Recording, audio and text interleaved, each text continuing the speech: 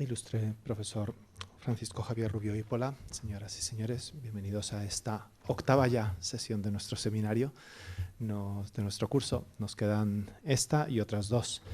Y para esta sesión contamos con el profesor Javier Rubio Ípola, que empezará a hacer la síntesis de lo que es el recorrido de nuestro curso. Empezamos analizando una serie de datos externos, datos del origen, datos internos de lo que es nuestra vida humana, nuestro modo de existir. Y eso implicaba necesariamente fragmentar nuestro acercamiento a la persona. La persona vive como una unidad, pero si queremos acercarnos a ella para estudiarla poco a poco, tenemos que irla fragmentando. Y entonces en una sesión veíamos el desarrollo, en otra sesión veíamos la libertad, en otra sesión veíamos la inteligencia, y ahora se trata de juntarlo todo de nuevo para comprender, o intentarlo al menos, comprender qué es la realidad del ser humano. Y tanto la sesión de hoy como la de los próximos 2 días tienen justamente esa intención. Para hoy, el primero de los temas que trataremos es precisamente el que aparece en pantalla, el hombre como ser sustancial. El hombre tiene una sustancia, la sustancia es el ser en sí, que decía Aristóteles, y entonces el hombre es el ser en sí en cuanto a hombre. Para explicarnos todo eso, pues contamos con la ayuda del profesor Javier Rubio, a quien ya conocen ustedes. En la segunda sesión afrontaremos una de las características fundamentales de ese ser sustancial, que es precisamente su apertura, su trascendencia, su proyección hacia otras realidades y sobre todo hacia otra realidad con mayúscula, y por eso tendremos que hablar también de la espiritualidad del hombre. Muchas gracias. Gracias, profesor Salvador. Bien, me parece muy adecuada la presentación que se ha hecho del tema, porque realmente lo que vamos a ver en esta hora y media, que se me va a hacer muy breve porque este tema es inagotable, va a ser precisamente un ejercicio de síntesis. Vamos a intentar encontrar cuál es la síntesis metafísica, ontológica más profunda de la persona humana, ¿no? Donde se van a ver recogidos muchos de los elementos y muchos de los temas que han tratado hasta ahora. Yo diría que en esta primera sesión vamos a sintetizar, es decir, a unir los puntos profundizando en la persona, y en la siguiente sesión vamos a unir los puntos elevándonos, ¿no? Entonces a ver si resulta así, o si este esquema resulta más o menos claro. Bien, para esta presentación vamos a tratar 3 temas, 3 puntos fundamentales. El primero es el problema, cuál es el problema de la sustancialidad del hombre y cuáles son las grandes soluciones que se han dado a este problema. Vamos a abordar cuáles han sido las principales definiciones de persona, porque en las grandes definiciones que se han dado sobre persona a lo largo de la historia, ha ido apareciendo y desapareciendo el término de sustancia, y el aparecer o desaparecer de este término en las distintas definiciones de personas pues es muy sintomático del pensamiento que rodea a cada una de esas definiciones. Luego vamos a hacer un análisis ontológico. Esta segunda parte va a ser probablemente la más dura y voy a intentar ser lo más claro posible, pero bueno, y si no resulto lo suficientemente claro, pues ya después tendremos un breve turno de preguntas. Y luego vamos a abordar el tema de la síntesis definitiva, porque claro, la sustancia humana se caracteriza por algo, es decir, se distingue del resto de sustancias por un elemento, y yo quiero defender que ese elemento es la espiritualidad. Y yo creo que además con ese punto dejaremos abierta la mente para la siguiente conferencia. Bien, entonces, ¿de dónde surge el problema de la sustancialidad de la persona? Pues de donde surgen todos los problemas en filosofía y en el pensamiento humano, que es el eterno problema de la diferencia entre la multiplicidad y la unidad, que en el caso de la persona humana es la cuestión de la identidad y luego la multiplicidad de aspectos, de operaciones, de gustos, de pensamientos, de obras que se van desarrollando a lo largo de nuestra vida. El otro día les hacía yo un ejercicio a mis alumnos de medicina muy interesante, yo les pedía que reflexionasen sobre un hecho del pasado, un hecho relativamente próximo en el tiempo, pasado pero relativamente próximo en el tiempo, uno de los primeros hechos de los que ellos se acordasen y de su vida, y un hecho futuro. Es decir, algo que a ellos les gustaría hacer el día de mañana, no en unos años. Y después de hacer ese experimento mental, yo les hacía una serie de preguntas sobre esos hechos, y a ellos les llamó mucho la atención. Les preguntaba, por ejemplo, en esos recuerdos que ustedes tienen de cuando eran muy pequeños, ¿estaban ustedes solos o estaban con más gente? ¿Estaban relacionándose con alguien? Y les hacía preguntas del tipo, ¿ustedes serían capaces de ubicar fácilmente cada uno de esos recuerdos con un año concreto o les cuesta? ¿Y por qué? Y se daban cuenta de que muchas de las respuestas a esas preguntas eran las mismas. Y sin embargo, cada uno de los recuerdos obviamente era completamente distinto, cada uno tiene su propia vida, cada uno tiene sus propios recuerdos, y sin embargo pues se daba que todos se estaban relacionando con alguien en cada uno de esos recuerdos, se daba que todos más o menos tenían un esquema similar en la forma en cómo se acordaban, y luego yo les preguntaba, bien, si tuviéramos que hacer una lista de elementos que se mantienen a lo largo de la propia vida y de elementos que se distinguen a lo largo de la propia vida, ¿cómo llenaríamos esa lista? Y en la primera lista pues me ponían, por ejemplo, la propia identidad, ¿no? Todos mantenemos la propia identidad, todos nos referimos a nosotros mismos de la misma manera durante toda nuestra vida. Yo soy Javier Rubio, hace 5 años era Javier Rubio, hace 20 años era Javier Rubio, y me identificaba de la misma manera en que me identifico ahora. Eso, claro, el Javier Rubio de hoy con el Javier Rubio de hace 20 años no comparte prácticamente nada, somos personas muy distintas y sin embargo también somos las mismas en lo que se refiere a la propia identidad.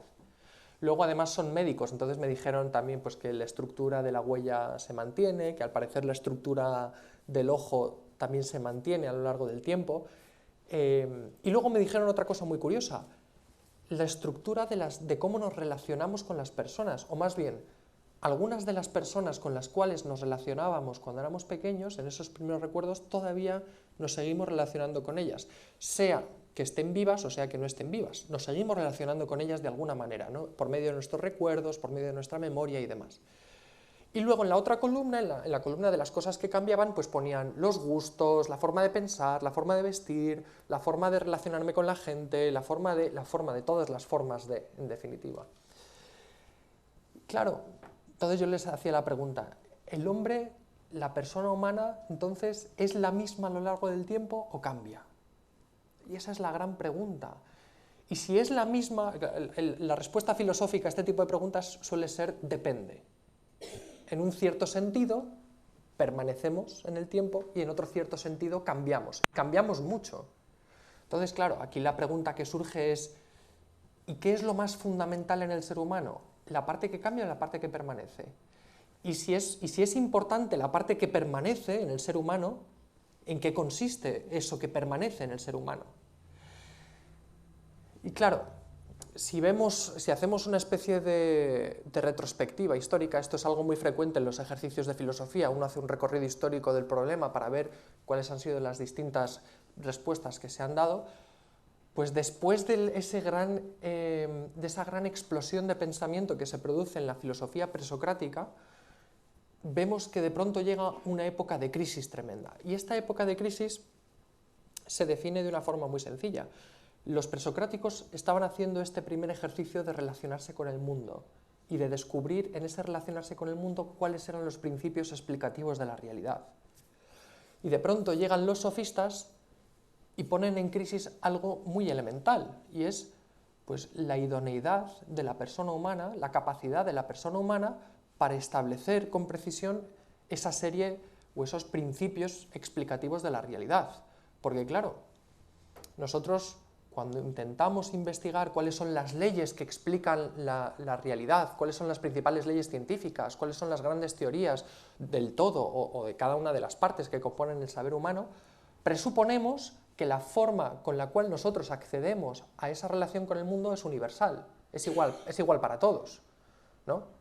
Si yo digo que energía es igual a masa por carga al cuadrado, pues eso tiene que ser igual para absolutamente todos los seres humanos, y si no, no es una ley que describe absolutamente nada. Y ellos problematizan y ponen el punto de cuestión en: ¿es el ser humano una mente universal?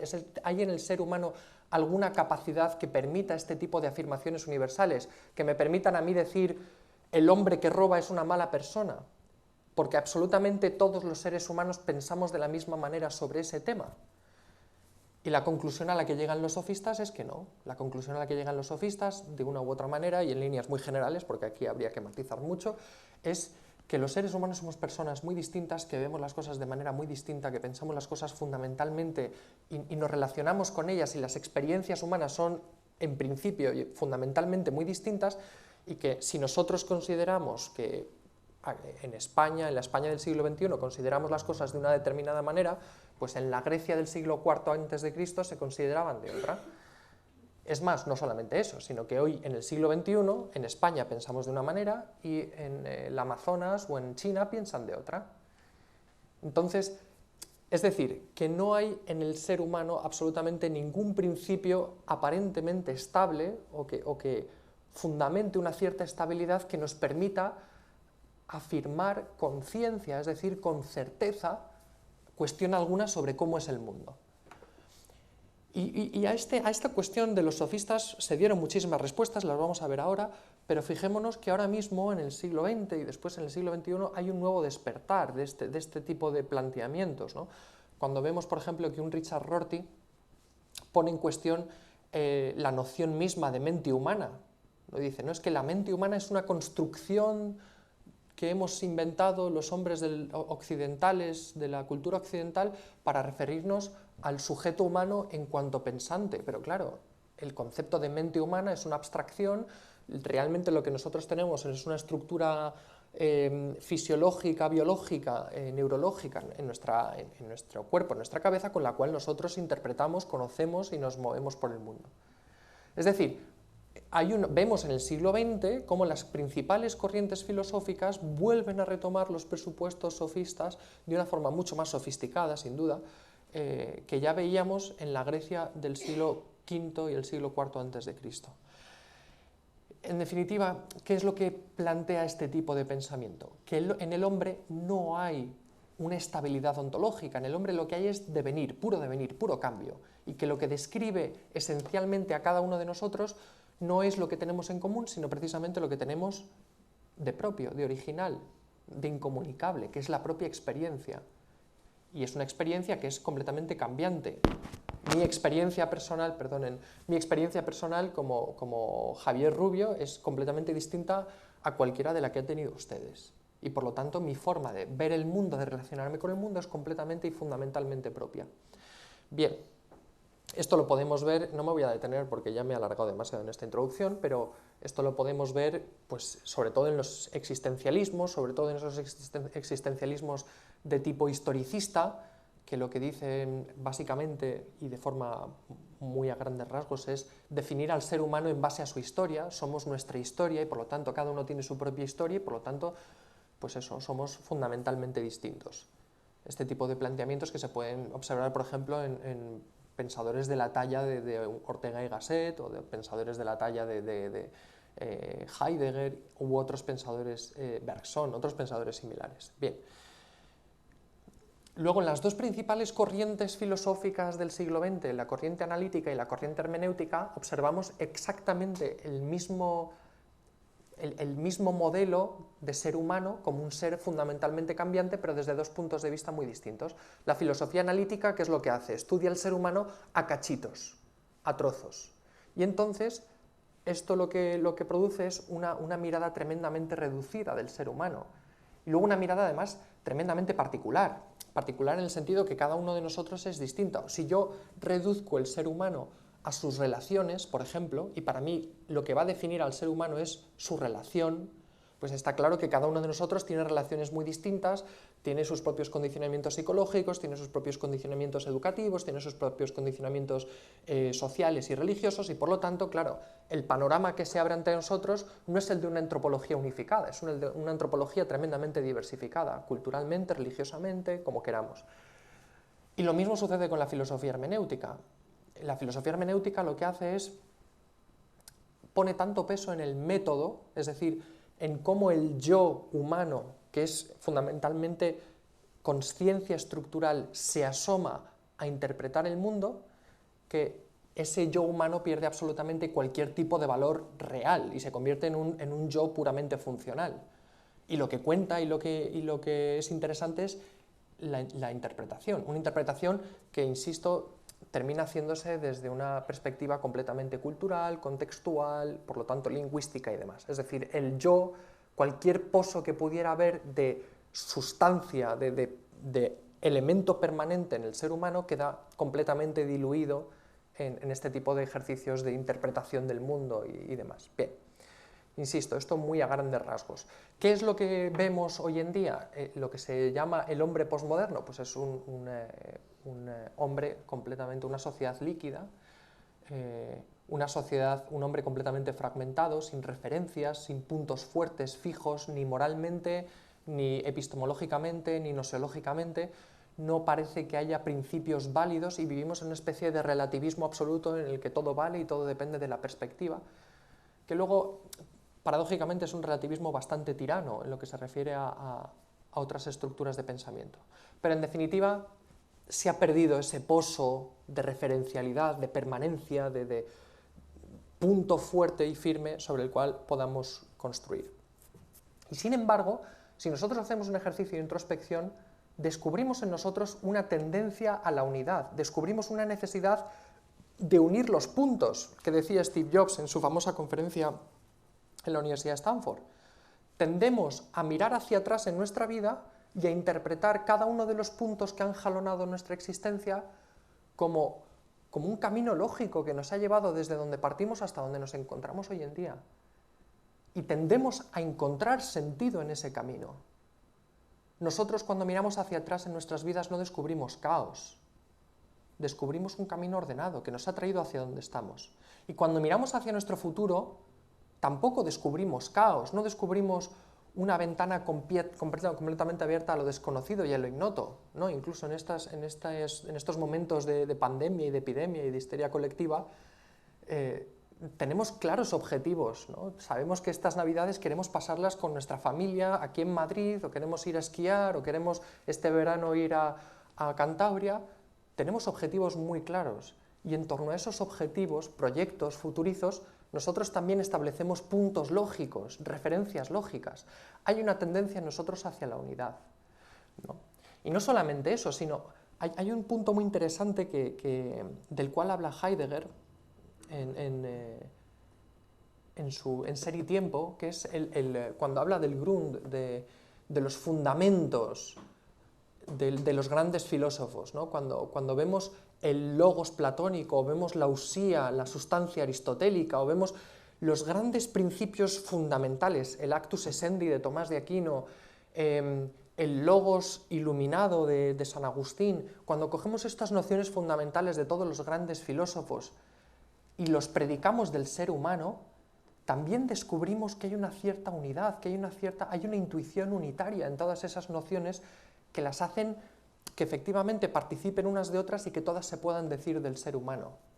Y si desde Anaxágoras hasta Gadamer o hasta los últimos filósofos buscamos cuáles son esas intuiciones profundas de cada uno de estos grandes pensadores, descubriremos que todas esas intuiciones dicen algo que en esencia es unitario y es único del ser humano. Bien. Entonces, esto un poco como planteamiento histórico del problema y un poco descripción también de por dónde nos encontramos en relación con este problema, con esta falta de sustancialidad con la que vivimos hoy en día. Bien, a este problema se ha dado respuesta desde la antigüedad y vemos cómo el primero ahí en la línea de combate es Platón. Y Platón hace toda una explicación muy sofisticada, metafísica, muy sofisticada, para dar respuesta a esta crisis identitaria que plantean los sofistas. Y se ha hablado mucho del dualismo platónico, seguramente les habrán hablado del modelo dualista o dual platónico. Yo siempre que hablo de dualismo platónico pongo un poco las comillas porque me parece que es algo hay que matizar ahí. Porque está claro que para Platón el hombre está compuesto de alma y cuerpo y que son como dos elementos un poco distintos entre sí en cuanto que el alma está encerrada en el cuerpo y demás. Y sin embargo, lo importante para Platón se encuentra claramente en el mundo de las ideas, es decir, hay una especie de reducción al mundo de las ideas, al mundo del espíritu o del alma humana, que hace que la respuesta de Platón a los sofistas sea de hecho unitaria, ¿no? Lo que pasa es que el problema de Platón es que él a lo mejor termina devaluando excesivamente la parte material, la parte corporal, pero aún así él hace este esfuerzo del cual vamos a hablar al final de esta conferencia por espiritualizar al ser humano y responder a los sofistas diciendo, no, todos los seres humanos tenemos en común una cosa, y es que participamos del mundo de las ideas, tenemos una mente y un corazón capaces de la verdad y del bien, y simplemente ese hecho, el hecho de que nosotros queramos buscar la verdad y que nosotros deseemos el bien, que nosotros busquemos el amor, ya hace que haya un elemento común, que haya un elemento universal a todos los seres humanos que escape de esta crítica relativista de los sofistas. Luego llega su discípulo Aristóteles y hace quizá un giro a lo que afirmaba su maestro y formaliza la definición de ser humano y define al ser humano como zoon logistikon, animal racional. Así se ha traducido muy malamente a la lengua española, primero al latín animal rationalis, pero luego al castellano también animal racional. ¿Y por qué digo muy malamente? Porque logistikon, lo que dice Aristóteles con logistikon, no tiene nada que ver con lo que nosotros entendemos por rationalis o racional, y mucho menos hoy en día con todo este bagaje moderno que tenemos sobre nuestras espaldas. Lo que dice Aristóteles cuando habla de zoon logistikon es muy similar a lo que pretende decir su maestro. Somos animales que estamos hechos para el mundo de las ideas, es decir, somos animales que estamos hechos para el logos, y el logos no solamente como ejercicio de racionalidad entendida como ejercicio de deducir una conclusión a partir de una serie de premisas, como puro ejercicio del razonamiento, sino en sentido mucho más amplio, introduciendo ahí también nuestra capacidad artística, introduciendo ahí también nuestra capacidad científica, introduciendo ahí también nuestra capacidad moral, introduciendo ahí también nuestra capacidad técnica, incluyendo ahí también nuestra capacidad filosófica, nuestra sabiduría, todas las formas con las cuales el ser humano puede y de hecho se relaciona con el mundo. Pero no solamente Aristóteles habla de logistikon, sino que es incluso, al menos desde nuestro punto de vista, probablemente más interesante para esta conferencia el hecho de que utiliza la palabra animal, porque al hacerlo sintoniza, armoniza las dos dimensiones que para su maestro Platón probablemente estaban un poco enfrentadas, porque veremos que Aristóteles no tiene ningún problema en afirmar que el hombre es un ser material y que esa materialidad no está confrontada con su espiritualidad, sino que de alguna forma está integrada. Y está integrada en una unidad ulterior que será la sustancia, una unidad metafísica, no solamente antropológica, no solamente a un nivel de desarrollo humano, sino que está incluso por debajo del desarrollo humano, una unidad con la cual nosotros nacemos, ¿no? Y dirá Aristóteles que el alma humana no se une al cuerpo, el alma humana se une a la materia y forma el cuerpo vivo. El cuerpo vivo, nuestro cuerpo vivo, no es la suma de alma espiritual más cuerpo, no, es la suma de alma espiritual más materia, de lo cual resulta cuerpo vivo, que es algo muy distinto. Bien, esto lo matizaremos ahora, no se preocupen. Y luego además Aristóteles habla de los tres grandes tipos de alma, porque no solamente dice que existe la sustancia humana, sino que también habla de la sustancia animal y de la sustancia vegetal y de las sustancias inertes, ¿no?, que están por debajo de la vida. Y a la sustancia vegetal le atribuye, al alma vegetal, le atribuye pues todas aquellas operaciones, todos aquellos actos que son propios del mundo vegetal, la nutrición, la procreación, el desarrollo y demás. Luego, en el característico del alma animal será pues todo lo que tiene que ver o todo lo que distingue al animal de las plantas, ¿no? Por ejemplo, la autolocomoción u otra serie de características, la respuesta intencional al medio ambiente, que es característica de los animales y demás. Y luego, propio del ser humano, es este logisticón, esta razón muy amplia, no solamente razón de razonar, sino razón muy amplia, que es característica y distintiva del ser humano. Bien. Pero más allá de Aristóteles, y sobre este humus, en diálogo con este humus de pensamiento grecolatino, vemos el resurgir de una cultura, de una religión, que es la judeocristiana, que aporta una novedad interesantísima. Vamos a hablar después de eso, porque voy a tener que matizar algo de la presentación que hizo el profesor Antuñano antes. Realmente, Aristóteles no llega a definir a la sustancia como ser en sí, ¿no?, sino como un algo en sí. Y vamos a ver por qué. Porque el ser, la noción de ser como algo relevante, la va a aportar el judeocristianismo que desciende culturalmente de ese encuentro de Moisés con Dios en el desierto, en el monte Sinaí, en el cual Dios se revela como soy el que soy, y por lo tanto como ser, como acto puro, como ser puro, no acto puro no me gusta, como ser, el ser que es en sí mismo. Y eso va a ser algo tremendamente revelador, porque el pensamiento cristiano va a aportar a la cuna del pensamiento griego una noción fundamental, y es la noción de ser. Pero de ser no simplemente como cópula, como un elemento que une el predicado con el sujeto, por el cual nosotros decimos yo soy Javier Rubio, sino como un ser que aporta un valor ontológico importante, una huella y una nota claramente distintivas que va a romper completamente la lógica de la metafísica anterior. Dice Chesterton en su libro sobre Tomás de Aquino, un libro muy cortito y que yo les recomiendo muchísimo porque es una maravilla desde el punto de vista filosófico y desde el punto de vista del pensamiento en general. En la vida de Tomás de Aquino, bueno, no es la vida de Tomás de Aquino, es Santo Tomás de Aquino de Chesterton. Y ahí dice que la gran novedad del pensamiento cristiano consiste precisamente en la creación del ser, porque la creación del ser supone que de la nada de pronto aparece algo que es, que solamente consiste en ser, de alguna manera. Bien. Y no solamente eso, el cristianismo tiene otra serie de aportaciones muy interesantes a este debate sobre la sustancia y sobre la persona humana como sustancia.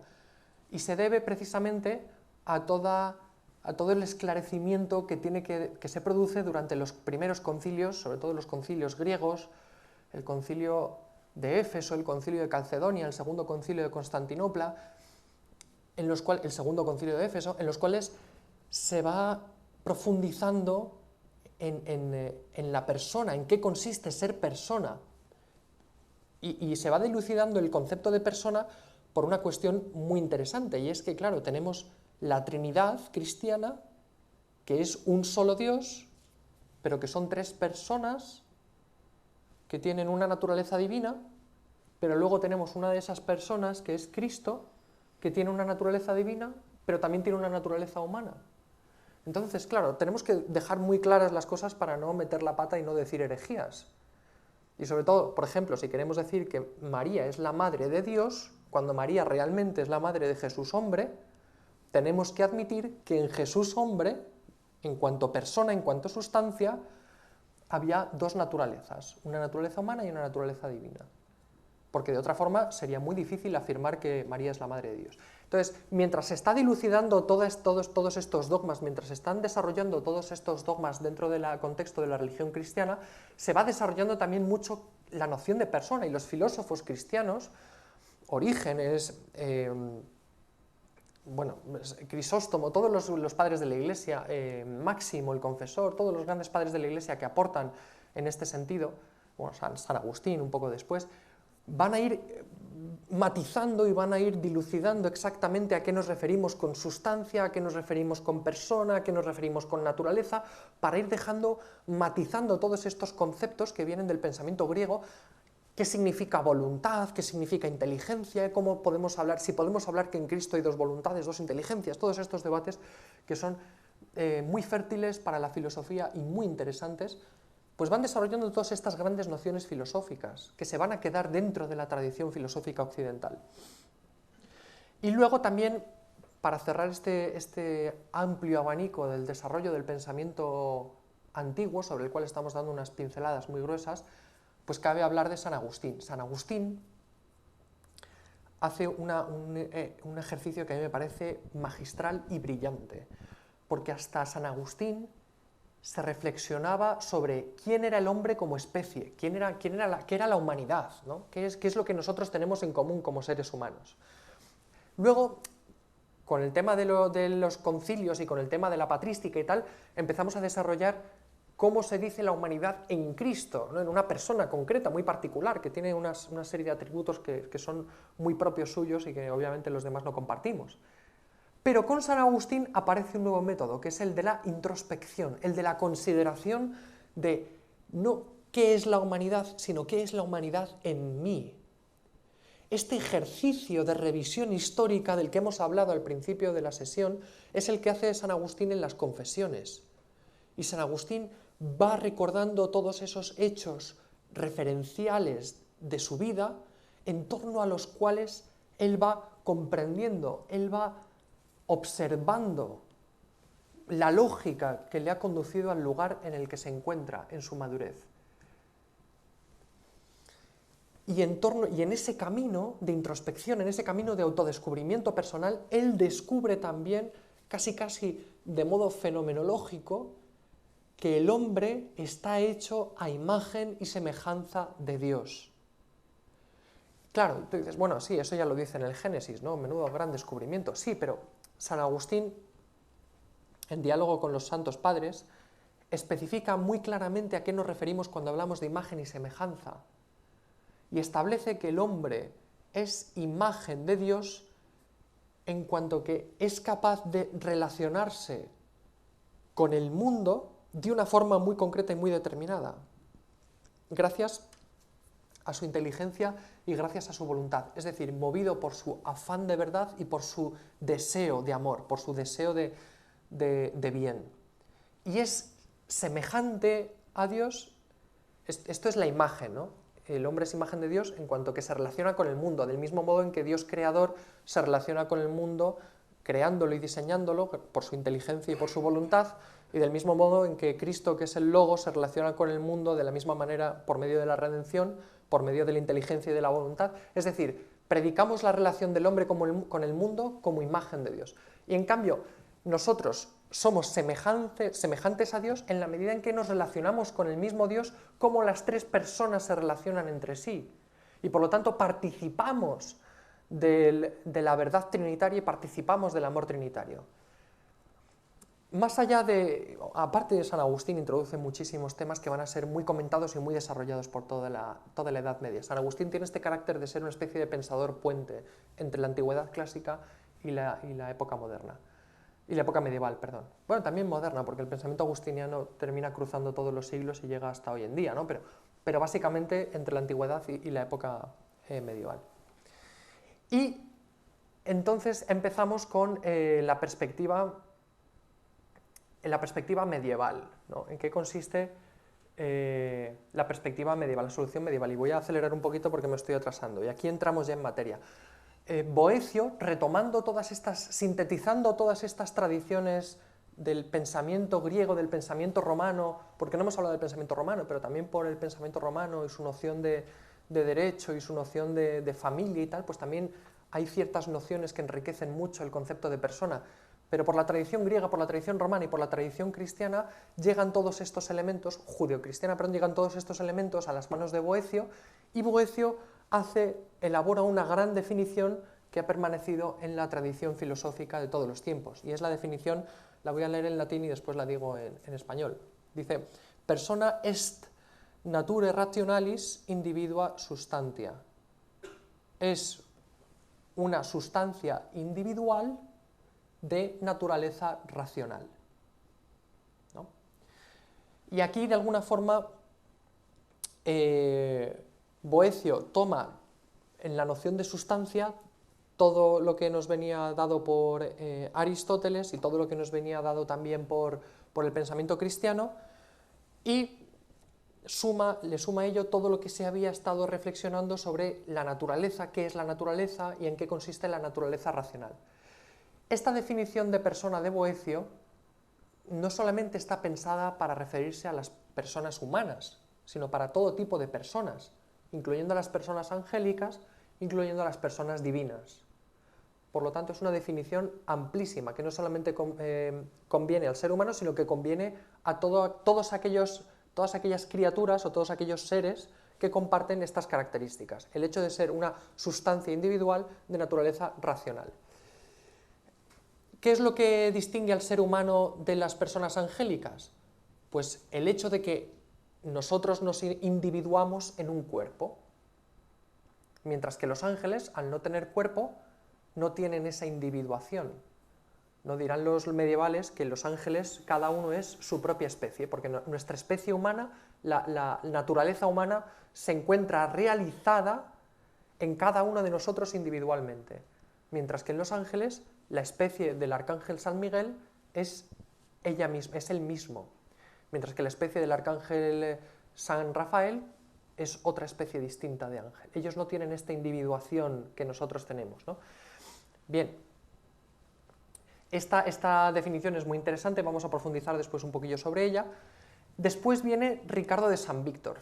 Ricardo de San Víctor, cuando digo después, digo bastantes siglos después, ¿no? Porque claro, aquí la Edad Media es una especie de cajón desastre en el cual metemos más de 1000 años, entonces, claro, aquí hay que meter el acelerador para saltar de un pensador a otro. Ricardo de San Víctor se había dado cuenta de que a lo largo de la Edad Media de la primera Edad Media, había habido una paulatina naturalización de la definición de persona, ¿no? La definición de Boecio parece particularmente adecuada para describir a las personas humanas, y por lo tanto, el problema que se estaba generando es que en muchos textos medievales se estaba empezando a hablar de persona divina de manera análoga, es decir, como si la definición de persona fuera, en primer lugar, conveniente al ser humano y luego, de forma análoga, la decimos de Dios, ¿no?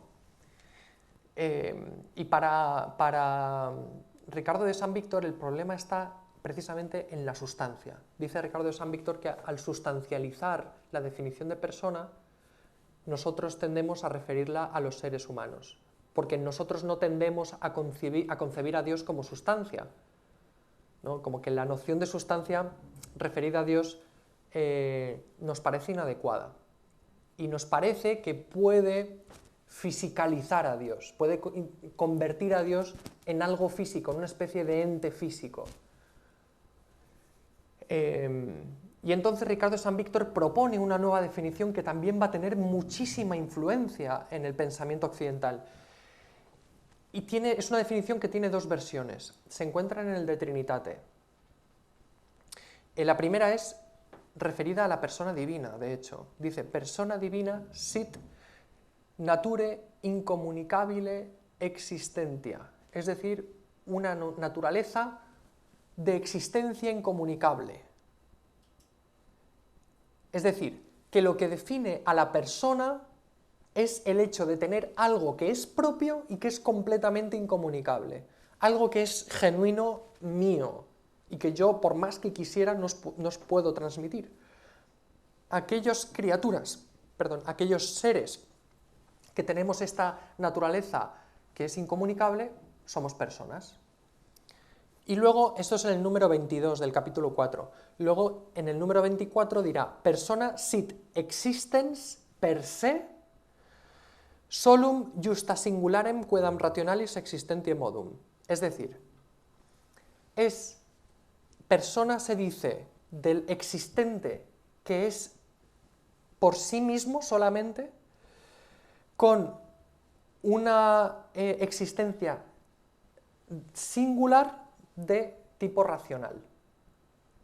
¿Vale? Entonces, en definitiva, ¿qué está haciendo Ricardo de San Víctor? Ricardo de San Víctor está intentando eludir la cuestión de la sustancia. Ricardo de San Víctor está intentando cambiar la noción de sustancia por la noción de existencia.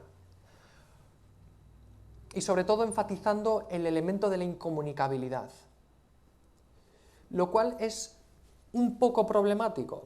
Es muy enriquecedor, ¿no? Y aquí siempre hay que enfatizar el hecho de que es muy enriquecedor el ejercicio que está haciendo Ricardo de San Víctor, pero también es un poco problemático.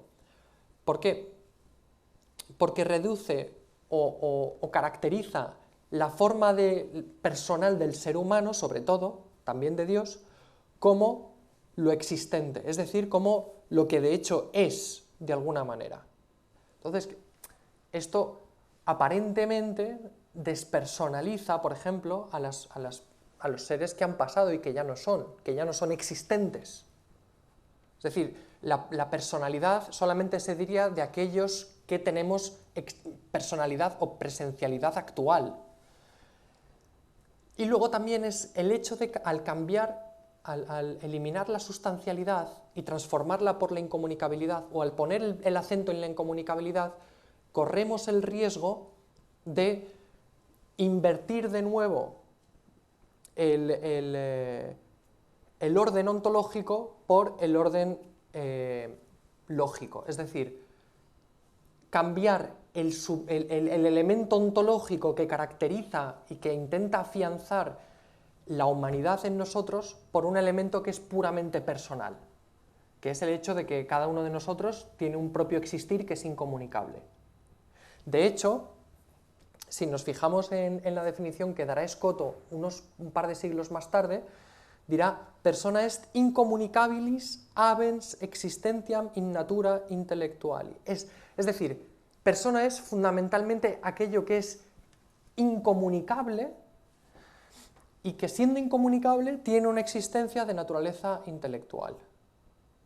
Es decir, eliminamos por completo cualquier fundamento ontológico y lo sustituimos por esa autoconciencia de incomunicabilidad, esa especie de saberme yo en posesión de algo y, de hecho, consistir en tener una propia existencia que es completamente mía y completamente incomunicable. Bien, Tomás de Aquino hace un ejercicio sintético maravilloso por incorporar lo que había dicho Boecio, lo que había dicho Ricardo de San Víctor en una misma definición. Y dirá a Tomás de Aquino que persona significat id quod est perfectissimum in tota natura. Scilicet subsistens in rationali natura. Es decir, persona se dice de aquello que es perfectísimo en toda la naturaleza. Es lo mismo, lo cual significa aquello que es subsistente de naturaleza racional o intelectual. Lo más perfecto de toda la naturaleza. Y luego dirá omne individuum, que esto es una parte que a veces se saltan algunos, rationalis nature dicitur persona. Es decir, básicamente que cada uno se dice persona de naturaleza racional de manera individual, es decir, que cada uno de nosotros es persona de una forma completamente única, pero todos somos personas. Y lo mismo se puede decir de la persona divina y de la persona humana. Y Santo Tomás hace un esfuerzo muy importante por incluir el tema de la subsistencia, de la sustancialidad. Y esto lo hace en la primera parte de la Suma Teológica, en la cuestión 29, artículo 3. Bien, luego llega la modernidad, y con la modernidad este énfasis en encontrar un punto de referencia ontológico fuerte en la sustancia, en el ser humano como subsistente, como una sustantividad, se cambia y se va poco a poco transformando en un ser humano que es cada vez más una estructura racional, un yo que deja de ser un yo realmente subsistente, realmente existente, y se va transformando en un yo que es de tipo autoconstruido, de tipo estructural. Lo vemos, por ejemplo, en Locke. Locke define al ser humano como un ser pensante e inteligente, provisto de razón y reflexión, que puede considerarse a sí mismo como una cosa pensante en diferentes tiempos y lugares. Es decir, trasladamos el fundamento de la persona de la realidad, de su fundamento ontológico, a una pura construcción mental, al hecho de que nosotros nos podemos pensar como pensantes, es decir, a un yo lógico que es capaz de pensarse como pensante.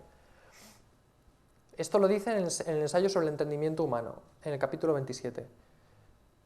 Y luego el culmen de ir transformando la noción de persona de un sustrato sustancial, de un sustrato real, a un yo lógico o a un yo puramente racional, vemos que culmina con Kant.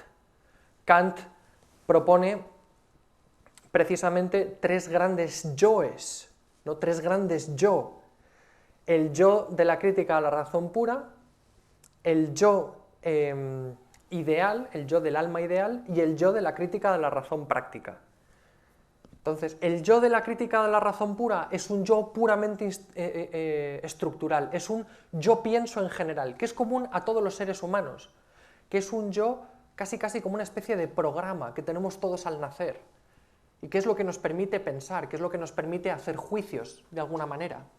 Este yo pienso en general que es común a todos, pero que se encuentra completamente vacío, que es completamente estructural y que es completamente trascendental, es completamente anterior a la experiencia. Luego, después de toda la crítica a la razón pura, se plantea la posibilidad de un yo síntesis, un yo alma espiritual, un yo alma racional, pero es un yo que se postula, no es un yo que se conoce, es un yo al cual referimos todos nuestros deseos, todos nuestros apetitos, toda nuestra experiencia, que no corresponde con el yo estructural, pero que sí corresponde con un postulado, con un yo que podemos postular, que unifica todas estas experiencias, que unifica todos estos pensamientos, pero que no es un yo sobre el cual podamos afirmar nada con certeza. Es un yo ideal, si se quiere. Pero este yo ideal es tremendamente funcional para la crítica a la razón práctica. Este yo ideal se convertirá en el yo que es responsable de los propios actos morales, y por lo tanto será funcional al desarrollo de la crítica a la razón práctica. Entonces, fijémonos cómo se invierte completamente. Nosotros, de alguna forma, en la Edad Media y en la Antigüedad, vamos buscando el fundamento ontológico de quién es el ser humano, qué es la persona, y sobre ese fundamento nosotros apoyamos y consolidamos todas sus operaciones, todas sus facultades, toda su voluntad, su pensamiento, sus querencias, sus gustos. Aquí se hace la vuelta a la tortilla y partimos de un yo que es puramente estructural y vamos poco a poco intentando descubrir un yo que es experiencia, un yo que se encuentra con la realidad. ¿Bien? Y esta inversión es lo que posibilita todo el pensamiento del siglo XIX, todo el idealismo hegeliano, que es en el cual el espíritu humano se va construyendo, igual que hace Kant, y que posibilita después esas corrientes de las cuales hemos hablado previamente, en las cuales este yo que es puramente estructural se va diluyendo cada vez más, hasta convertirse en contexto cultural, en contexto lingüístico, y se pierde completamente cualquier sustrato, cualquier fundamento metafísico en el pensamiento del siglo XX. Y el hombre se convierte o en intérprete o se convierte en un ser completamente lingüístico, en un ser completamente cultural. Bien. Conclusiones que podemos sacar. Si analizamos un poco en retrospectiva todo este viraje que hemos realizado a lo largo de la historia en lo que se refiere a la definición de persona y a los fundamentos que subyacen en cada una de estas definiciones, sobre todo en relación con la sustancia, encontramos para empezar que hay como diversas formulaciones que utilizan las mismas nociones o los mismos conceptos. Es decir, hay intuiciones comunes que se van matizando, que se van corrigiendo con el paso del tiempo, hasta llegar a la inversión que se produce con Kant.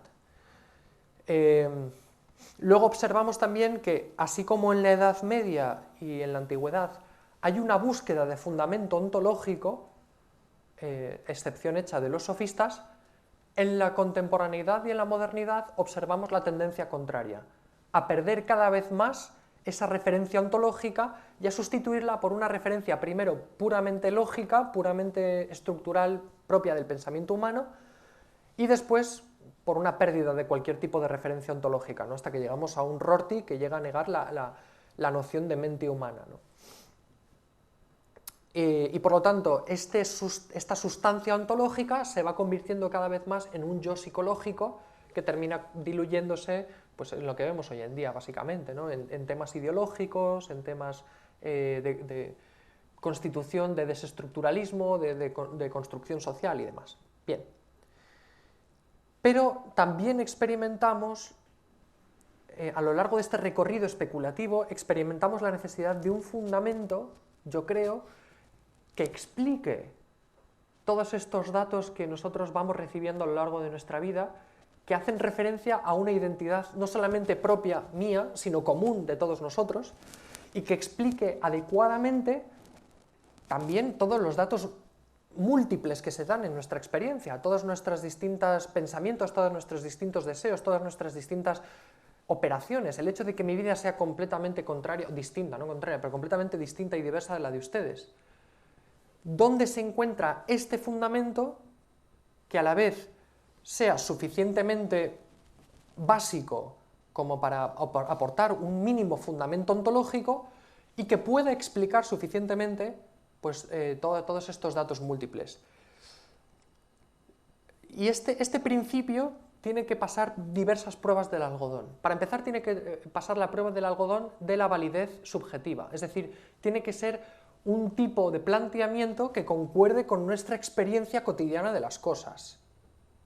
Luego tiene que pasar también la prueba del algodón de la validez objetiva, tiene que ser un dato que sea razonable para absolutamente todos, no solamente que explique adecuadamente mi propio itinerario vital, sino que explique adecuadamente cuánto de común hay en todos nosotros que nos llamamos seres humanos. Y también tiene que tener una validez histórico-espacial, es decir, debe ofrecer un fundamento, una referencia, que nos permita una comprensión suficiente de qué ha consistido la humanidad a lo largo de todo el tiempo y en cualquier espacio, en cualquier cultura, en cualquier contexto. Y es una pretensión tremendamente elevada. Vamos a ver si la conseguimos. Vamos a intentar llegar a ella a través de un análisis ontológico. ¿A qué me refiero con análisis ontológico? Vamos a intentar desmenuzar este concepto de persona, esta noción de persona, para llegar a encontrar cuál es el fundamento, la noción fundamental sobre la cual se apoya absolutamente todo. Y a partir de ahí vamos a intentar reconstruir de nuevo todo el edificio. A ver si me da tiempo porque voy un poquito mal. Bien. Si cogemos la definición clásica, la definición patrón, que es la de Boecio, podemos preguntarnos, ¿dónde podemos empezar a buscar este principio ontológico en el cual radica todo? Y podríamos decir la individualidad. Hombre, pues la individualidad precisamente no, porque la individualidad consiste concretamente en el hecho de que somos distintos, entonces no tiene mucho sentido buscar en la individualidad ese fundamento ontológico radical. Podemos reflexionar sobre la individualidad humana, y es una fuente riquísima de especulación, sobre todo antropológica y ética, pero no van por ahí los tiros. Podemos hablar también de racionalidad y de intelectualidad. ¿Cuál es el problema de buscar el fundamento en la racionalidad y en la intelectualidad? Que nosotros descubrimos que la racionalidad no es algo que exista por sí mismo, es algo que existe en otros. Y es más, nosotros también evidenciamos que existen distintos tipos de racionalidad, entonces sería muy problemático establecer cuál es el punto a partir del cual nosotros podríamos empezar a desarrollar una especie de metafísica partiendo de la pura racionalidad. Este es el problema con el que se topan los filósofos modernos y del cual no consiguen sacar absolutamente nada ontológicamente hablando. Y luego podríamos intentar sondear el tema de la incomunicabilidad. De nuevo, ¿cuál es el gran problema de la incomunicabilidad? Que la incomunicabilidad es la vivencia de la persona que hacemos cada uno de nosotros. Es en qué consiste el propio existir, y por lo tanto también es muy complejo hacer una fundación ontológica partiendo de ese punto de vista. Se podría hacer como un ejercicio de fenomenología, ¿no? De hecho, hay muchos que lo hacen. A mí me gusta mucho Cornelio Fabro, por ejemplo, es un pensador al que yo admiro muchísimo, que hace este ejercicio de fenomenología de la libertad, ¿no? Partiendo del acto radicalmente propio, que es el acto libre, él va analizando sus distintos elementos y a partir de ese análisis él termina deduciendo cuáles son los principios ontológicos que subyacen a todo eso. Pero me parece un camino necesario para dialogar con la contemporaneidad, pero muy tortuoso para la clase de hoy, o para la sesión de hoy. Sobre todo teniendo mucho más a mano el concepto de sustancia, que es al que yo quiero llegar, ¿no? ¿Qué significa sustancia? Literalmente substare, lo que está por debajo, es decir, lo que sostiene, ¿no? lo que mantiene a lo que está por encima. De hecho, la sustancia tiene dos propiedades. La primera es subsistit, a la cual se ha referido antes el profesor Antuñano, es decir, que subsiste por sí misma, no necesita de otro para existir, no necesita de otro para ser, sino que de alguna forma es en sí misma, o consiste en ser en sí misma, y luego, eso es el subsistit de los escolásticos, y luego substat, el hecho de que sostiene, la sustancia es la que sostiene el ser de todos los accidentes. Esto tiene una explicación muy sencilla. Nosotros no decimos por la calle, ah, mira, ahí va 1,45 m de altura, no. Decimos, ahí va un niño con 1,45 m de altura. Nosotros referimos el accidente a la sustancia. La sustancia es el niño. El 1,45 m es el accidente. Tampoco decimos, mira, ahí va el color blanco caminando por la calle, no, ahí decimos una chaqueta de color blanco. Es el ser de la chaqueta el que sostiene, el que da sentido y el que sostiene ontológicamente el ser del color blanco. Y lo mismo con todos los accidentes. Bien. Es muy interesante cuando Aristóteles, iba a decir San Aristóteles, últimamente me estoy refiriendo a Aristóteles como San Aristóteles y eso no es bueno. Aristóteles, cuando está indagando sobre la sustancia, hace un ejercicio que a mí me encanta, porque me parece de una claridad y de una genialidad asombrosas. Y él descubre que, en definitiva, lo que tratamos de explicar de cualquier manera es el problema del cambio y de la permanencia, el problema del uno y de lo múltiple, el eterno problema de la filosofía. ¿Y qué es el uno? ¿Qué es lo que permanece? Entonces, claro, él estudia estructuralmente que esta pregunta el hombre se la hace considerándose a sí mismo como animal racional, pero racional en el sentido de relacional, como animal en relación con el mundo. El ser humano como relacionándose con el mundo de una forma completamente única y privilegiada, como un animal pensante. Es decir, que no solamente respondemos de forma instintiva a las distintas circunstancias que se dan en el mundo, sino que las pensamos. Y él descubre que esta relación que nosotros experimentamos en la realidad es estructuralmente la misma que encontramos en nuestra forma de pensar y en nuestra forma de hablar. Él dice, nosotros hablamos expresándonos en juicios, y el juicio es un sujeto y un predicado. La relación que nosotros tenemos con el mundo es la relación de un sujeto y de un predicado, un yo que se relaciona con un otro, con un mundo. Cuando hablo de mundo, me refiero a mundo en sentido general. El mundo son las personas, mundo es el mundo es Dios, mundo es todo lo que no es yo. Perdón por lo de mundo es Dios porque sé que eso ha sonado muy mal, pero bueno, en este sentido sí, valga la reducción. Y que nosotros también pensamos así, nosotros estructuralmente pensamos en juicios, con un sujeto, una cópula y un predicado. Y lo que descubre Aristóteles es que hay una proporcionalidad. Cuando yo digo, esta botella es de plástico, lo estoy pensando, y pensando lo estoy relacionando un predicado con un sujeto, lo estoy diciendo, y diciendo lo estoy utilizando un sustantivo, un verbo copulativo y un predicado, y estoy designando una cosa real que se da en la realidad. Y entre esas tres distintas dimensiones hay una proporcionalidad, hay una armonía, hay una, si se quiere, como si fuera un espejo, nuestra mente como espejo de la realidad. Y es más, hace otra cosa admirable, distingue cuando nosotros hablamos, es decir, lingüísticamente nos referimos a las cosas reales y cuando nos referimos a las cosas tal y como las pensamos. Y evidencia que utilizamos dos tipos de lenguajes, aunque estructuralmente es el mismo, sigue siendo el mismo, pero cuando yo hablo de la botella real, concreta, utilizo un lenguaje, y cuando hablo de la idea de botella de agua, utilizo otro tipo de lenguaje. Bien. En definitiva, que el juicio, es decir, la unión de un sujeto y un predicado por medio de una cópula, es el esquema estructural que descubrimos en las tres dimensiones, en la dimensión real, en la dimensión lógica y en la dimensión gramatical o lingüística. Y a partir de aquí hace una serie de descubrimientos muy interesantes. Primero en relación con el sujeto, con la sustancia, con el sustantivo. Y lo primero que dice es que el sujeto mental es un yo autoconsciente. Es un yo que nosotros descubrimos como sujeto de operaciones intelectuales y de operaciones afectivas y de operaciones volitivas y de todo una gran cantidad de distintas operaciones fascinantes, interesantísimas, cada una de las suyas. Luego, evidencia que el sujeto gramatical es un sustantivo nominativo. Y les hará gracia a ustedes el que yo insista en que es nominativo, pero es fundamental, porque todos los demás sustantivos se utilizarán, y aquí, pues claro, el español no es un idioma articulado, no es un idioma en casos como el latín, pero para aquellos que hayan estudiado latín o que tengan nociones de latín, o que hayan estudiado alemán, porque el alemán también es por casos, sabrán a qué me refiero. Solamente se utiliza el nominativo en el sujeto. Cuando utilizamos un sustantivo en el predicado, lo utilizamos con casos, con distintos casos. ¿De acuerdo? Pero lo que distingue al sustantivo sujeto gramaticalmente es que es nominativo. Y de hecho, los sustantivos son nominativos. Y luego hay otros casos.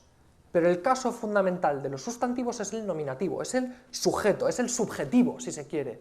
Y sobre ese caso gramatical, que es el fundamental, se construyen todos los demás casos que son los accidentales, son los que hacen referencia a los accidentes.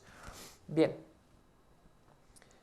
Y luego, eso en el orden lógico, en el orden gramatical y en el orden ontológico, el yo es un yo que es un algo. No es un yo puramente racional, no es un yo puramente mental, no, es un yo que es un alguien, que es un algo que es, de alguna manera. Ojo, insisto en el de alguna manera, porque veremos que para Aristóteles el ser todavía no tiene ese significado de perfección ontológica que vendrá después con el cristianismo. ¿Y qué podemos decir del verbo? Para empezar, que el verbo designa el tiempo. Y eso lo distingue fundamentalmente del sujeto. Y esto es interesantísimo, porque incluso gramaticalmente nosotros vinculamos el tiempo a la acción y no a nosotros. Es decir, nosotros comprendemos que nosotros, incluso gramaticalmente, como sustancia, permanecemos independientemente del tiempo. Hay algo en el sujeto, hay algo en el yo, en la sustancia, que es independiente de la acción del verbo, que es temporal. Bien. Luego, el verbo por sí mismo, el verbo y el predicado por sí mismo no es nada. Un predicado sin sujeto no es nada. No, de hecho, Millán Puelles, un grandísimo filósofo español, dirá que definirá la nada como objeto puro, como predicado puro. Es decir, como aquello de lo cual no se puede decir nada como sujeto. Si yo pongo la nada como sujeto de cualquier frase, esa frase no tiene sentido. Yo no puedo decir que la nada es, porque la nada no es. Sí puedo decir que hay algo que no es nada, o hay algo que es casi nada. Puedo poner la nada en el predicado, pero nunca la puedo poner en el sujeto. El predicado sin sujeto no tiene sentido, ¿no? Si yo digo corrió hasta que se murió, obviamente todos estamos poniendo un sujeto ilícito en esa frase. Porque un verbo, un predicado sin sujeto no tiene sentido. Si yo digo, no, estoy hablando de corrió, pero corrió sin referirme a nadie, o sea, no me estoy refiriendo absolutamente a nadie ni a nada, pues no tiene sentido, esa frase no tiene absolutamente ningún sentido. Bien, y por lo tanto, todo lo que se da en el predicado, todo lo que se da en el mundo, o lo que nosotros comprendemos como que se da en el mundo sin referencia al sustantivo, al sujeto, al menos desde el punto de vista de la sustancia, desde el punto de vista del sujeto, no tiene sentido. Bien. Y luego el predicado es también signo de relación con otro. Y esto es muy interesante, porque incluso cuando yo digo yo soy del Real Madrid, ¿no? Con la dureza que supone esa afirmación por estos días, Incluso en ese sentido me estoy relacionando con algo que es en parte distinto de mí mismo. Porque Real Madrid es algo distinto de mí. Yo no soy Real Madrid, ni soy solo Real Madrid. Ningún predicado existe que convenga perfectamente al yo sujeto. Si nosotros pusiéramos la frase yo soy y el predicado todo lo que realmente somos, nos pasaría lo mismo que le pasa a Bárbol en El Señor de los Anillos, ¿no? Para los que conocen el pasaje del encuentro de los hobbits con el Ent, este árbol que habla, que cuando él dice, dinos cuál es tu nombre, dice, no os lo puedo decir, porque si os quisiera decir mi nombre, tendría que contaros toda mi historia, y si quisierais saber quién soy verdaderamente, tendría que contaros algo que no cabe en todos los tiempos, que no cabe en toda la historia, porque si yo intentara ponerme a contar todo lo que soy, no existe historia, no existe tiempo para intentar narrarlo. Por lo tanto, ese predicado que yo refiero al sujeto siempre dice algo que es en parte distinto, o que hace relación a otra cosa que es distinta de mí. Y por lo tanto, sujeto, verbo, predicado, hay una relación. El verbo copulativo, de hecho, para Aristóteles es funcional. Y aquí voy. Y aquí, a lo mejor esto resulta un poco complejo, pero vamos a intentar ser claros. Cuando Aristóteles habla de la cópula, es decir, del verbo ser, no le da un carácter existencial, el carácter existencial que le damos hoy en día, ¿no? Yo soy, yo tengo un ser, yo poseo un ser. No, para él ser implicaba una forma de ser, ¿no? No solamente no era yo existo, yo tengo el ser, no, es yo soy de alguna manera, o yo soy según un cierto aspecto. Y precisamente lo que diferencia a las sustancias de los accidentes son dos formas de ser distintas. La forma de ser de la sustancia es una forma que es por sí misma, y la forma de ser del accidente es una forma que es en otro. La sustancia es aquello que es por sí mismo, es decir, con la formalidad de ser por sí mismo, mientras que el accidente es con la formalidad de ser en otro. Insisto, el color blanco es en la chaqueta, que es de color blanco, mientras que la chaqueta es chaqueta en sí misma, no es en otro. ¿Bien? Bien.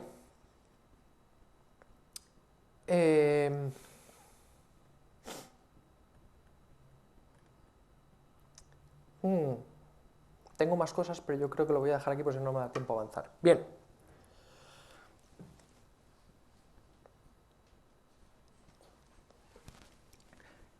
Aristóteles en la metafísica hace un ejercicio precioso por encontrar cuál es el objeto de la metafísica, qué es lo que estudia la metafísica. Dice, claro, la metafísica es la ciencia más grande, la que considera todas las cosas que son, pero las considera en cuanto que son, y en cuanto que son sustancia, ¿no? Y utiliza la palabra usía, que es una palabra muy interesante. En castellano tenemos una palabra similar, o una palabra que de hecho procede de la usía, que es parusía. Parusía significa hacerse presente. Usía tiene ese significado, por lo tanto, de ser presentemente, de existir, de estar presentemente. No de existir, porque la existencia hace referencia al ser, pero sí de consistir en algo que es de forma presente. Claro, luego nosotros lo hemos traducido como forma, lo hemos traducido como sustancia y ha perdido algo de su connotación. Pero es interesante que cuando nosotros hablamos de la sustancia aristotélica, estamos hablando no tanto para referirnos al sujeto que es por sí mismo, sino al sujeto que es por sí mismo porque se hace presente de alguna manera, ¿vale? Porque existen en la actualidad. Bien, ¿qué es lo que aporta a esta noción fundamentalmente aristotélica de sustancia? ¿Qué es lo que aporta el cristianismo? Pues lo que hemos dicho antes, el ser, pero el ser ya no como una cópula funcional que expresa un modo de ser, sino como una especie de energía ontológica que Dios crea de la nada y que es la perfección de todas las perfecciones, que diría Tomás de Aquino. Y esto es muy interesante, porque se puede criticar que la sustancia aristotélica es un poco estática, tiene ese problema. Es un poco estática, no es una noción que exprese aparentemente de forma adecuada pues ese devenir constante que experimentamos los seres humanos. No parece explicar los cambios que se producen en la vida del hombre, ¿no? Si enfatizamos demasiado la noción de sustancia y decimos que los hombres somos sustancia, somos sustanciales, parece que estamos como anquilosando la persona humana, la estamos esclerotizando, estamos como convirtiéndola en algo demasiado fijo, demasiado estable, ¿no? Un ser que es por sí mismo y que todos los cambios son simplemente accidentales. Parece como que estamos diluyendo el valor de los cambios, que estamos diluyendo la importancia de la actualidad o la importancia del valor dinámico que encontramos también en la vida humana, que estamos estatizando, si se quiere, al ser humano. Yo diría que Aristóteles no lo concibe exactamente así, y que de hecho, si estudiamos la noción de acto en Aristóteles, pues nos revela muchas cosas en ese sentido, pero es verdad que muchos comentadores de Aristóteles caen un poco en esa trampa, en la trampa de, pues eso, convertir a la persona como una especie de ser estático, de esquema estático, ontológico, que fundamentalmente es el mismo y que lo que cambia es más bien poco. Y sin embargo, cuando el cristianismo introduce esta noción de ser como un acto que es la actualidad de todos los actos del hombre, la perfección de todas las perfecciones, introduce un elemento que es fundamentalmente dinámico, introduce un elemento que en vez de ser una especie de estructura estática, ontológica, es una especie de motor ontológico, que produce no solamente cuanto hay de nosotros de idéntico, sino que también produce cuanto hay de nosotros de cambiante, y lo sintetiza. Y a mí, desde mi punto de vista, este es el momento en el que Tomás de Aquino, en diálogo con Platón y con Aristóteles, los supera cualitativamente, al menos desde un punto de vista especulativo. Porque para Tomás de Aquino, la sustancialidad no va a ser un simple esquema lógico, no va a ser simplemente un substare, un simplemente estar debajo y sostener, sino que va a ser un ser que siendo se constituye a sí mismo mientras va viviendo, y su identidad, su autorreferencialidad va a consistir precisamente en esa energía ontológica que es propia de cada uno de nosotros y que va desarrollándose a lo largo de nuestra vida. Si se quiere, por esquematizarlo un poco, esto es horrible, pero bueno, hay que hacerlo porque si no necesitamos a veces esquemas para saber ubicarnos. Dios crea al ser humano con un acto de ser propio. Un acto de ser que por lo tanto es perfección de todas las perfecciones y que por lo tanto es actualidad de todos nuestros actos, de todas nuestras operaciones. Pero obviamente, si Dios crease un acto que es actualidad pura, pues se estaría creando a sí mismo de alguna manera, porque sería perfección de toda perfección. Entonces, ¿qué es lo que hace? Que Dios crea y mientras crea, limita. Y limita especificando ese acto de ser en una especie concreta. Y al ser la especie humana, y al darse la especie humana de forma individual en sujetos humanos con un cuerpo, ese ser que Dios crea, ese ser que Dios participa en nosotros, lo participa en un ente humano concreto. Y lo participa especificándolo, si se quiere, por utilizar la imagen, que es una imagen muy burda, pero que puede servir. Tenemos el vaso de agua vacío, que sería la especie humana concretamente individualizada en un ente concreto, y Dios llena ese vaso, esa capacidad, esa especie humana, realizada en un ente concreto, en un cuerpo concreto, en una sustancia concreta, la llena de actualidad, la llena de energía. Y cuando esa energía ontológica entra en comunión con esa potencia esencial, se convierte en una persona humana con muchísima potencialidad. Y esa persona humana será una sustancia completa, cuerpo y alma. Vamos a hablar después un poco de esto, pero ese sería el nivel ontológico, el acto de ser que se une con una esencia concreta, realizada en una sustancia concreta, en una forma concreta, y de lo cual surge una persona humana concreta. ¿Bien? De forma que la sustancia ya no es un esquema estático, sino que la sustancia es un acto de ser especificado en un ser concreto. Y sobre esa sustancia, y gracias a ese ser que constituye esa sustancia, se sostienen también todos los accidentes que son propios de esa sustancia concreta.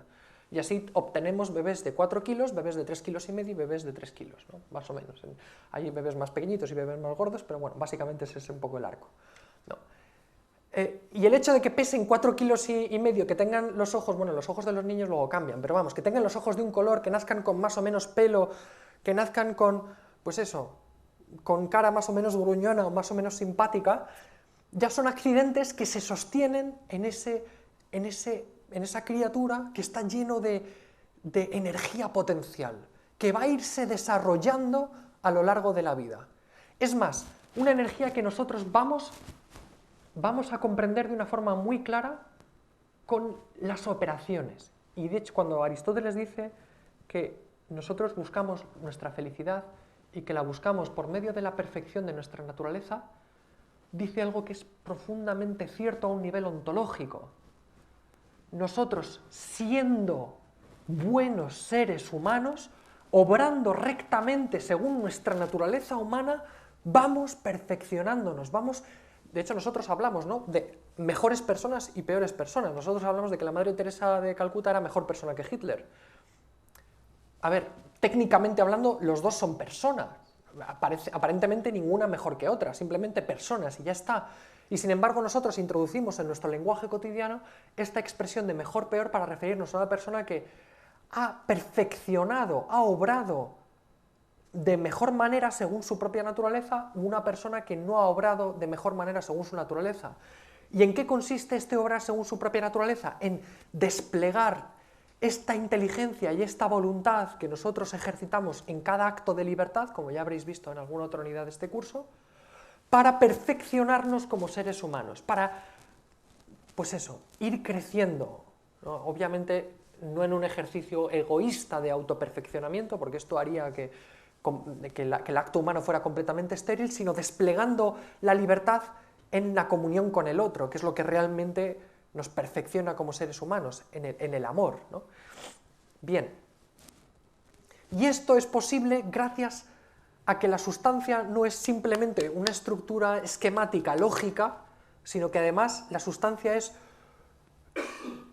la forma por medio de la cual ese acto de ser con el que Dios nos ha creado va desplegándose a lo largo de nuestra vida en distintas obras y en distintos pensamientos, en distintos gustos, en todas estas cosas que van cambiando, que van perfeccionando y por las cuales nosotros vamos mejorando a lo largo de nuestra vida para poder ser aquellas personas que tenemos que llegar a ser.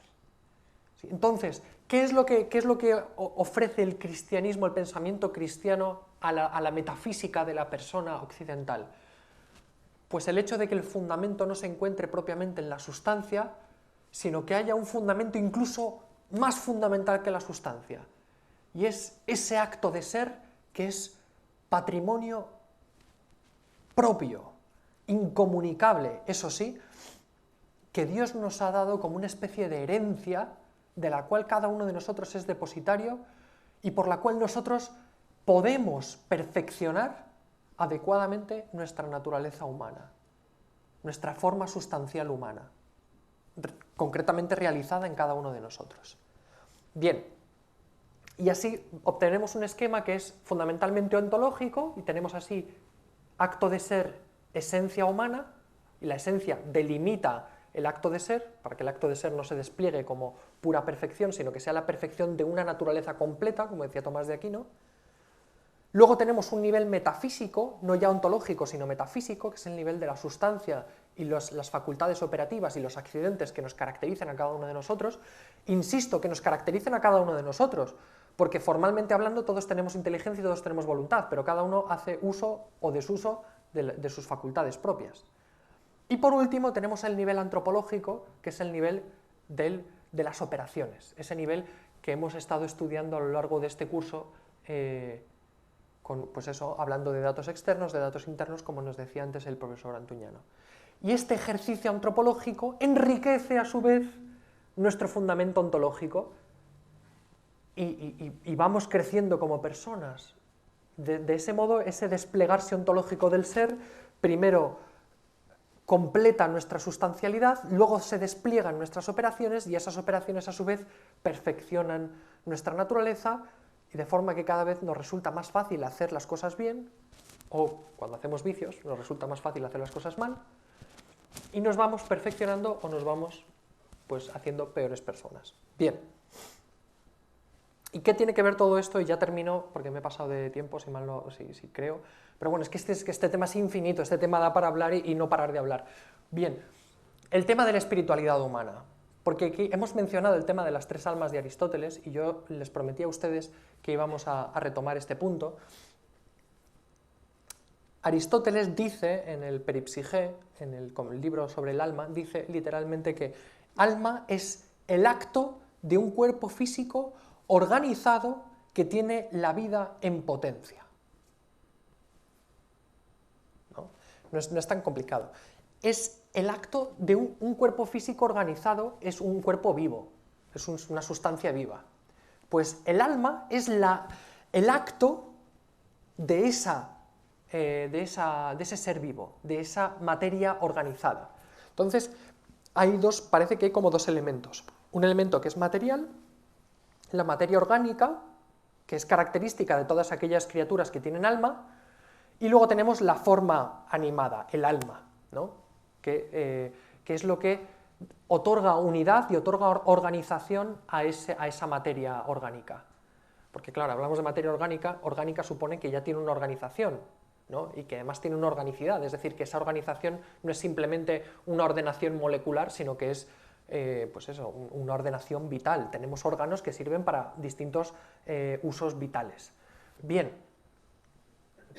por lo tanto, no se trata de 2 elementos distintos, y insisto en este punto, no es que estemos hablando de cuerpo y alma como 2 elementos distintos, no, estamos hablando de 2 principios, un principio que es corporal, fundamentalmente material, y otro principio que es formal, fundamentalmente anímico, que tiene que ver con el alma, ¿no? Más claro me parece si pensamos que el alma lo que hace es unirse a una materia para organizarle y darle vida, de lo cual resulta un cuerpo vivo, un cuerpo que vive de una forma determinada. Los cuerpos vegetales viven como vegetales, los cuerpos animales viven como animales, y los cuerpos racionales, los seres humanos, cuerpos racionales, animales racionales, viven como tales. Bien. ¿Qué es lo interesante de aquí? Que el ser humano pues, también tiene las funciones vegetales y también tiene las funciones animales, pero no las tiene como vegetales y como animales. No. Las tiene en cuanto que es racional. Y por lo tanto, insisto, de una forma mucho más integral y mucho más unificada. Nosotros cuando comemos, no comemos como vegetales, no nos nutrimos, ¿no? Nosotros cuando comemos realizamos un acto espiritual, un acto racional. Y por eso nos vamos a restaurantes de estrellas Michelin y hacemos todo un ritual, cortando la carne y poniendo la salsa y con un degustador de vinos y ritualizamos absolutamente todo. Porque nosotros no nos autotrasladamos como animales. Nosotros, ¿no? como diría Spider-Man en la 3ª película de Spider-Man, nos movemos con estilo, ¿no? Nosotros no simplemente nos trasladamos como haría un gato, como haría un perro, no. Nosotros ritualizamos el traslado, y por eso el cura en la misa entra por o en todas las religiones siempre el trasladarse tiene un significado.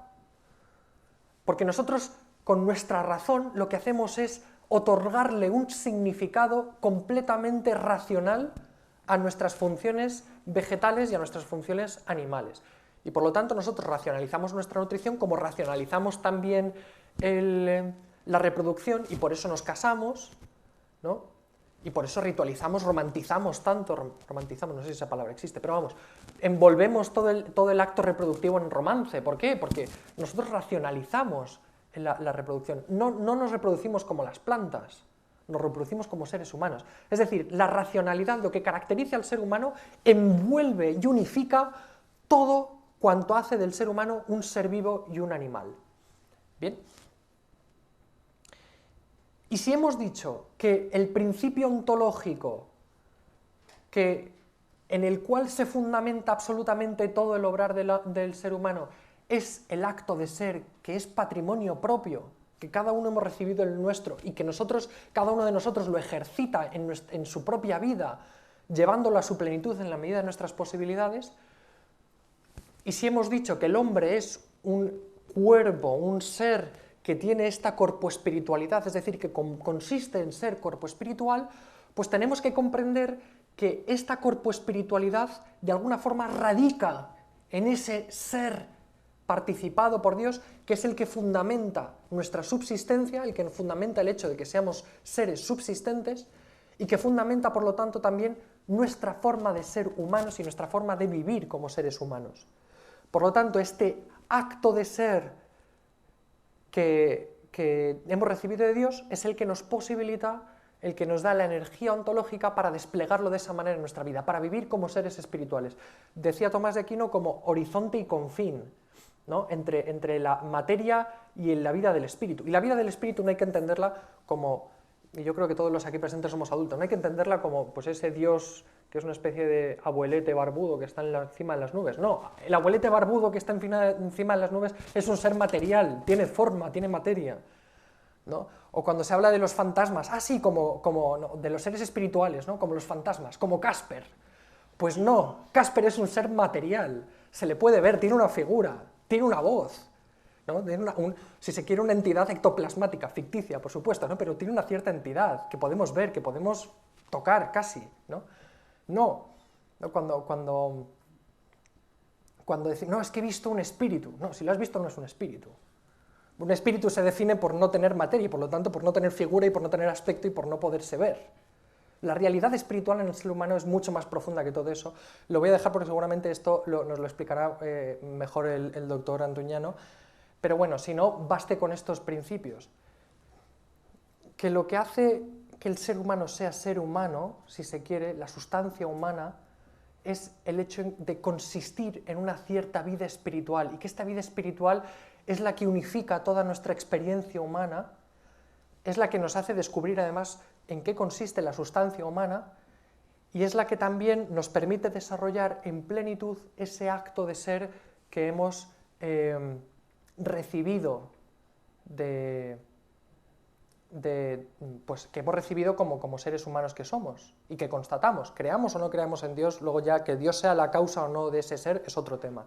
Pero el hecho de que nosotros constatamos que hay en nosotros un principio fundamentalmente dinámico que hace que yo sea quien soy y que actúe como soy y que busque mi plenitud como yo, Javier Rubio, siendo quien soy, es ese acto de ser que fundamenta nuestra sustancia y que nos otorga esa especie de unidad fundamental, personal, desde un punto de vista ontológico. Desde un punto de vista trascendente, podemos observar que esta sustancia tiene esta característica de ser espiritual y que integra todas las distintas formas, todos los distintos aspectos, todas las distintas dimensiones del ser humano, siendo espiritual. Y por eso nosotros espiritualizamos nuestra vida, nuestra historia, espiritualizamos nuestra memoria, ¿no? Y nos ponemos a escribir biografías, espiritualizamos nuestro futuro y nos ponemos a hacer grandes proyectos, espiritualizamos también nuestro espacio, lo ritualizamos y hacemos una plaza mayor en medio de la ciudad, y hacemos una catedral, y hacemos un palacio del ayuntamiento, y hacemos un palacio para el rey, espiritualizamos el espacio, ¿no? Y espiritualizamos también, pues eso, nuestra comida, nuestra forma de reproducirnos, todos los distintos elementos se sintetizan y se integran tanto en profundidad en el acto de ser, como por elevación en el carácter espiritual del ser humano. Bien, yo, perdón por haberme alargado un poquito más de la cuenta, espero no haber sido demasiado pesado, y vamos a dejar unos minutillos para preguntas, o vamos ya muy mal de tiempo. Dejamos 10 minutillos a ver si hay alguna pregunta, por ejemplo.